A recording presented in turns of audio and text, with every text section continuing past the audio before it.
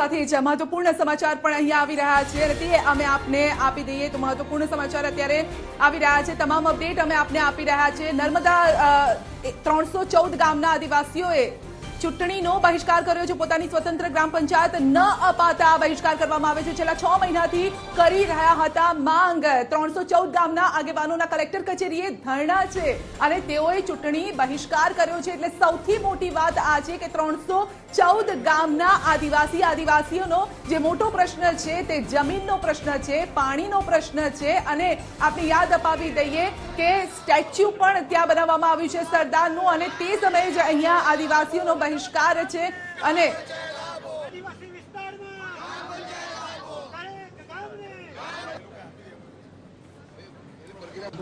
અમે 314 ગામના લોકો ભેગા થયા છીએ। એ તમામે તમામ લોકો આજે ચૂંટણી બહિષ્કાર કરીએ છીએ અને મત આપવાના નથી। એનું કારણ એ છે કે અમારા ગામને સ્વતંત્ર ગ્રામ પંચાયતનો દરજ્જો આપ્યો નથી અને અમુક એવા ગામડા છે જેમને ગ્રુપ ગ્રામ પંચાયતનો દરજ્જો આપ્યો છે।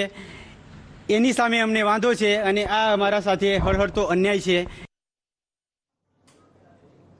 તો આ તરફ નર્મદામાં બહિષ્કાર થઈ રહ્યો છે તો બીજી તરફ અનેક જગ્યા એવી છે કે જ્યાં મતદાનનો બહિષ્કાર થઈ રહ્યો છે। અમરેલીમાં પણ સરોવડા ગામના લોકોએ મતદાનથી તેઓએ અળગા રહ્યા છે। ગામમાં માત્ર 2 જ મત નોંધાયા છે અને સૌથી મોટા સમાચાર રાહુલ ગાંધીને લઈને પણ આવી રહ્યા છે।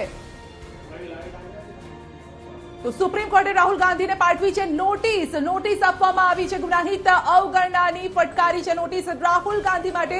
આ માઠા સમાચાર છે। સુપ્રીમે રાહુલ ગાંધીને કારણ દર્શાવો નોટિસ આપી છે। અગાઉ સુપ્રીમે રાહુલને સ્પષ્ટતાની પણ માંગ કરી હતી। જે નિવેદન હતું ચોકીદાર ચોર હૈ તે નિવેદન બાબતે હવે તેઓએ નોટિસ પાઠવી છે। સુપ્રીમે પાઠવી છે નોટિસ રાહુલ ગાંધીને। કોંગ્રેસ અધ્યક્ષ રાહુલ ગાંધીને નોટિસ પાઠવવામાં આવી છે। રાહુલે કહ્યું હતું સુપ્રીમે માન્યું ચોકીદાર ચોર હૈ તેવું માન્યું। અગાઉ સુપ્રીમે રાહુલ પાસે સ્પષ્ટતાની પણ માંગ કરી હતી। આગામી સુનાવણી હવે મંગળવારે હાથ ધરવામાં આવશે। એટલે 1 અઠવાડિયા જેટલો હવે સમય છે। સુપ્રીમ કોર્ટે રાહુલ ગાંધીને નોટિસ પાઠવી છે અને આજે જ આપણે યાદ અપાવી દઈએ કે કેરળની વાયનાડ સીટ જ્યાંથી રાહુલ ગાંધી ચૂંટણી લડી રહ્યા છે ત્યાં પણ આજે મતદાન થઈ રહ્યું છે અને આ સમયે જે એક તરફ મતદાન થઈ રહ્યું છે ત્યાં રાહુલ ગાંધીની ફેવર કે અગેન્સ્ટમાં જે રીતે મત પડી રહ્યા છે અને બીજી તરફ અહીંયા રાહુલ ગાંધી માટે માઠા સમાચાર આવી રહ્યા છે। ચોકીદાર ચોર બોલવું તેમને ક્યાંક ભારે પડ્યું છે। રાહુલ ગાંધીએ કહ્યું હતું સુપ્રીમે પણ માન્યું છે ચોકીદાર ચોર હૈ।